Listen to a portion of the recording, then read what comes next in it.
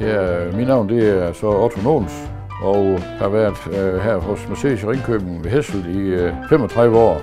Og jeg har primært solgt lastbiler, men også rigtig mange transporter, og jo busser og de her specielle køretøjer, Unimog og sværgodsbiler. Og så har jeg for øvrigt taget billeder af samtlige biler, jeg har leveret, og det er så blevet til nogle stykker efterhånden.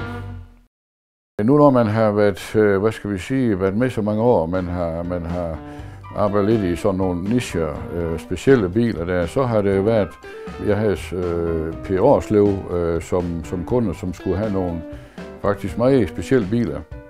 Blandt andet en Arox 6x6 med en stor knebel bordgrej på. Det var så en af dem, man nok havde flere søvnløse nætter over, fordi der er mange koder, der skal sættes sammen, og som skulle spille sammen med knebels opbygning, som er en meget kompliceret opbygning. For at den kunne holde sig inden for de 4 meter, så skulle vi have skåren i snit ned i førerhuset. Det fik jeg lavet på et specielt firma i Tyskland, som skar et snit ned i førerhuset, sådan at bordtårnen kunne ligge ned i det snit der, for at så den kunne holde sig inden for de 4 meter, når den kørte ud på vejen, for ellers kunne vi ikke få den synlig. Og der må jeg sige, når man er lige dagen før den skal synes der, så er man sgu lige lidt spændt på for at se, om går det der, eller er den 4 meter og 10, eller hvad er den.